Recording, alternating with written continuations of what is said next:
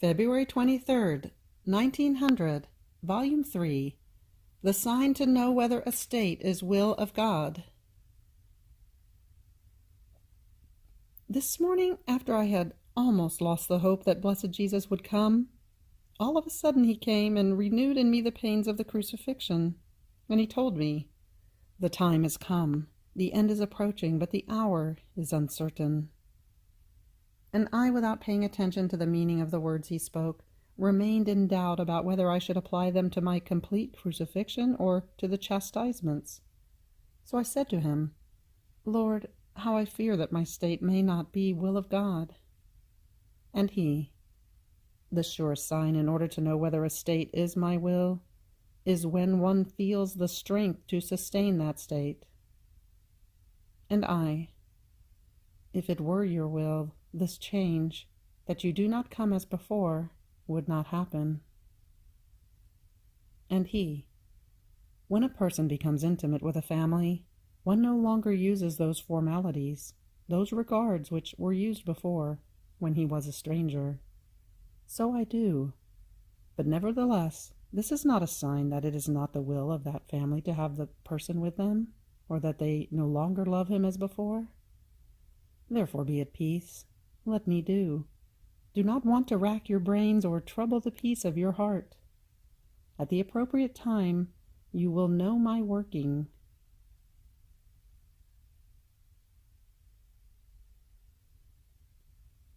February 23rd, 1903, Volume 4.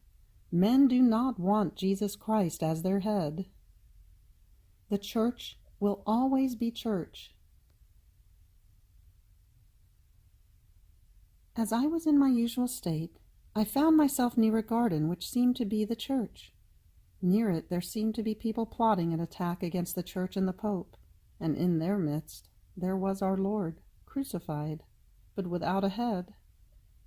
Who can say how painful, how horrifying it was to see his most holy body in that state?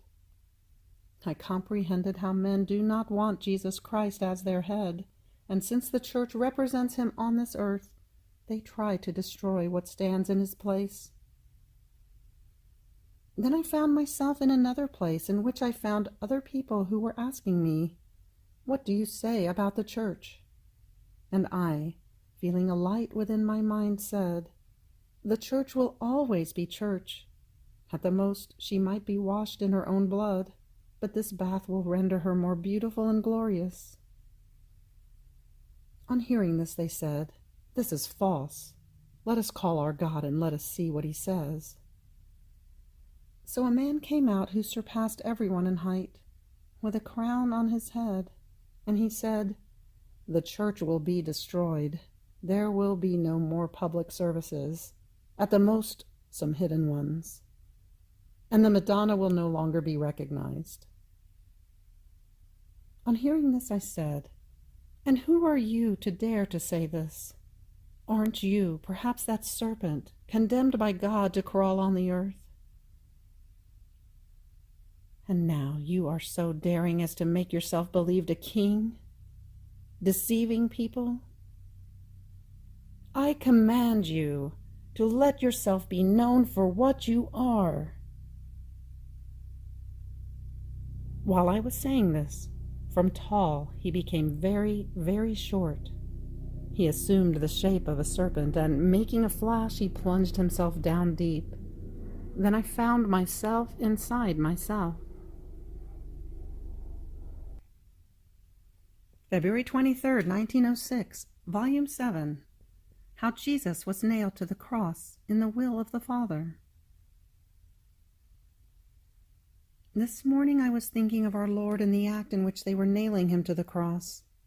I was compassionating all of him, and blessed Jesus told me, "My daughter, not only my hands and feet were nailed to the cross, but all the particles of my humanity, soul, and divinity were all nailed in the will of the Father." In fact, the crucifixion was the will of the Father. Therefore I was nailed and transmuted completely in his will. This was necessary because what is sin but withdrawing from the will of God? from everything that is good and holy which God has given us, believing to be something of one's own, and offending the Creator.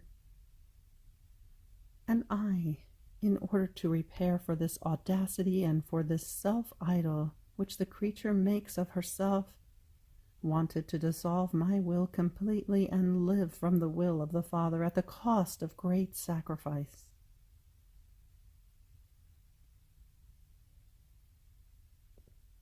February 23rd, 1926, Volume 19.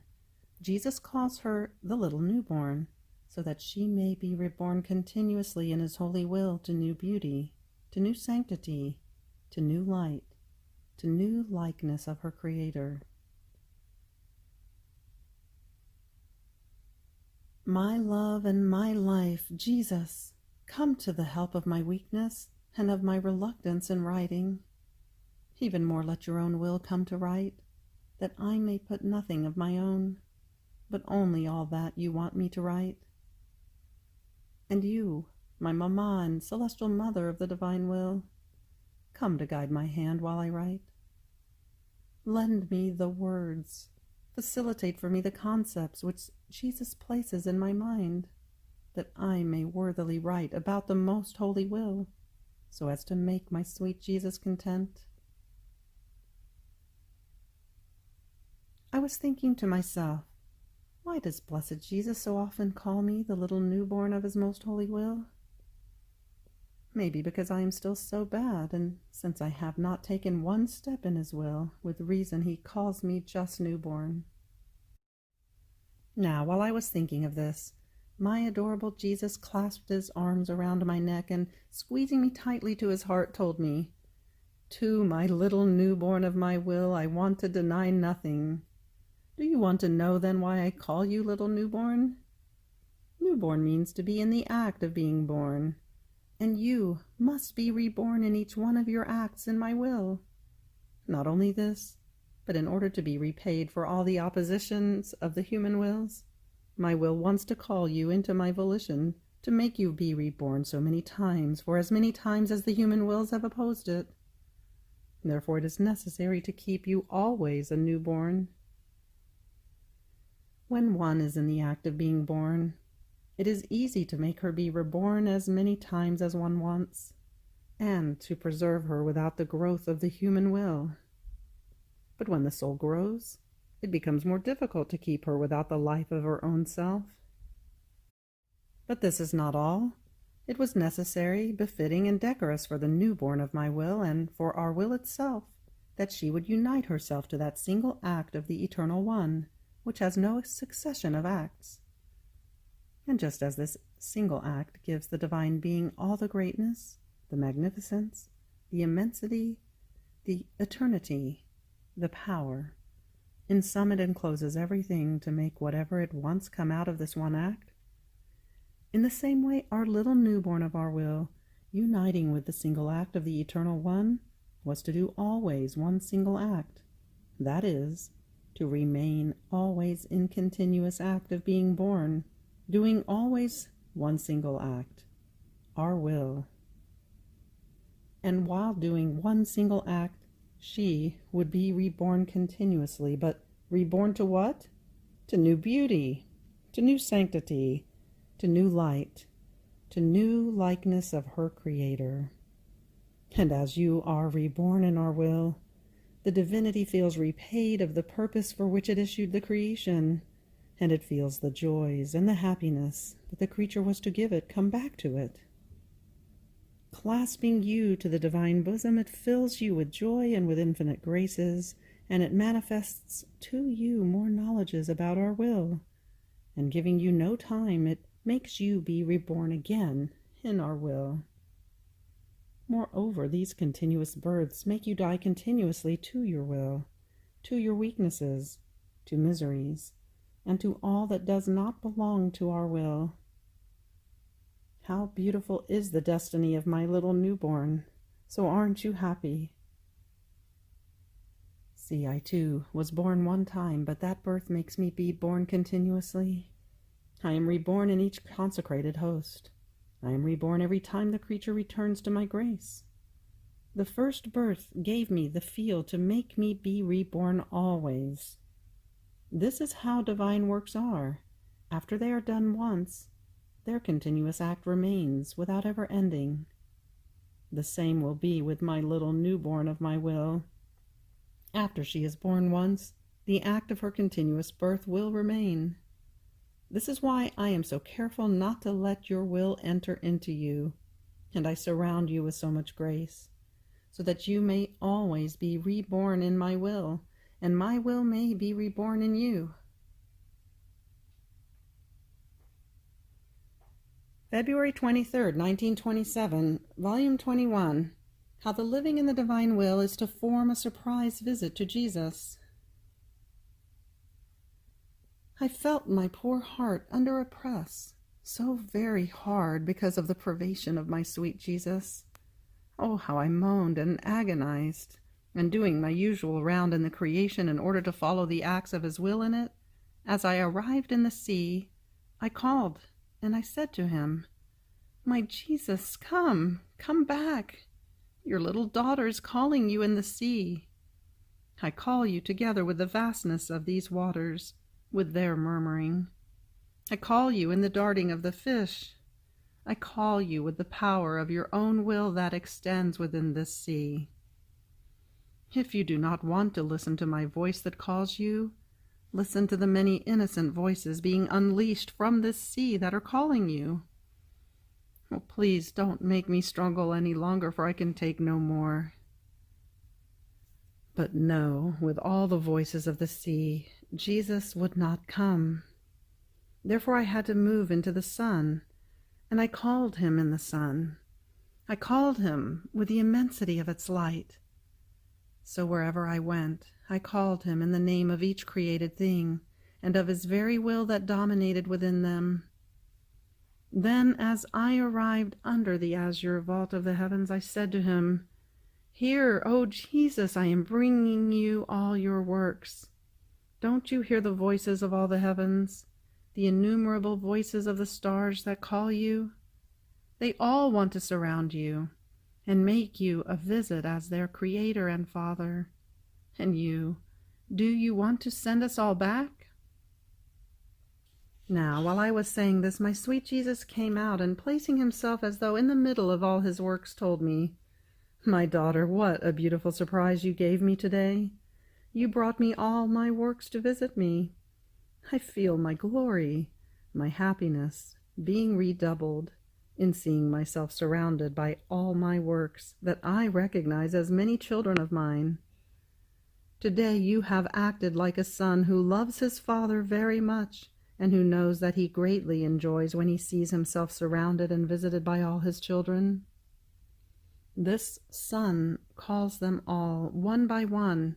He gathers them all together, brothers and sisters, and he goes to give his surprise to his father, who enjoys in seeing himself surrounded by all his children.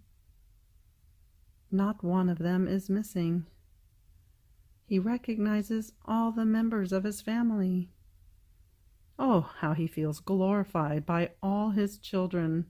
His happiness is at the summit, and as the fulfillment of his joy, he prepares a sumptuous banquet, and all together, father and children, they celebrate.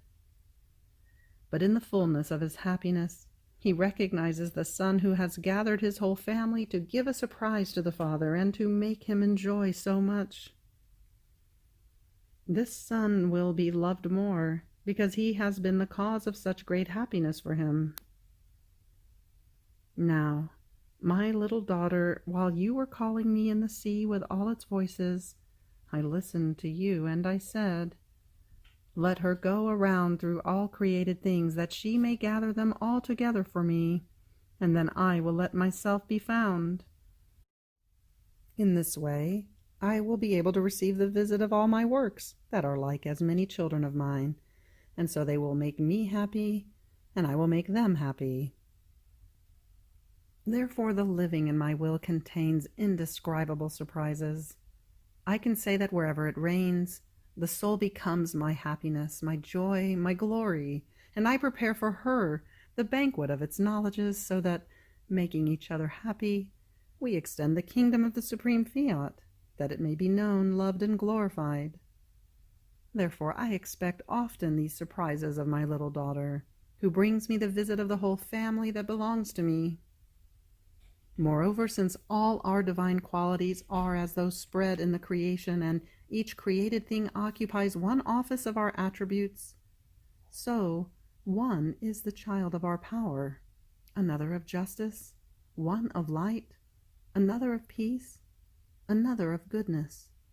In sum, each created thing is the child of each one of our attributes. When you bring me the whole creation, you are the bearer of my happiness that is spread within it, and I recognize my child of light in the sun, my child of justice in the sea, that of my empire in the wind, that of peace in the flowery earth.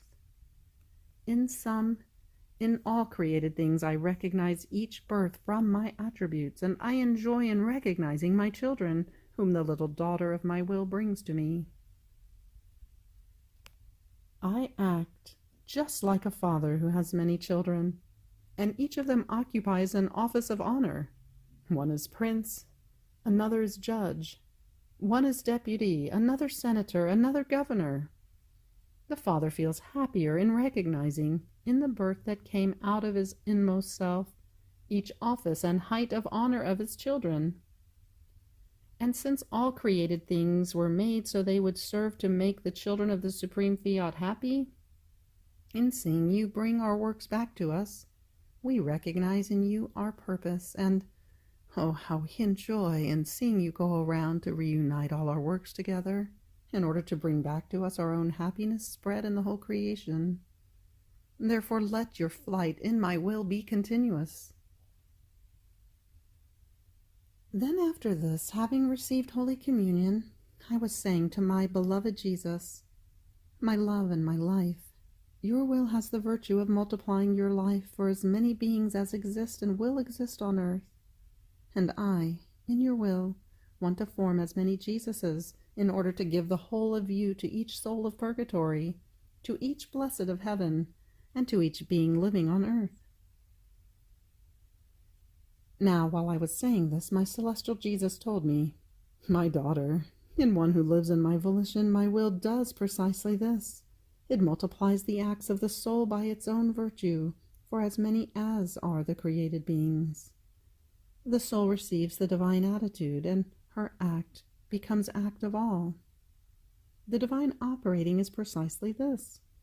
One act that it does multiplies itself into many, such that all can make that act their own, as if it had been done for each being, while the act was one. So the soul, in whom my will reigns, places herself in the condition of God himself, both of glory and of sorrow, depending on whether creatures receive it or reject it. The glory, because her act can bring the good and the life of Jesus to all, is great, exuberant, infinite. The sorrow, because not all creatures take that good, and because my very life remains suspended without bringing the benefit of my divine life, is sorrow that surpasses all sorrows. End of February 23rd. Fiat.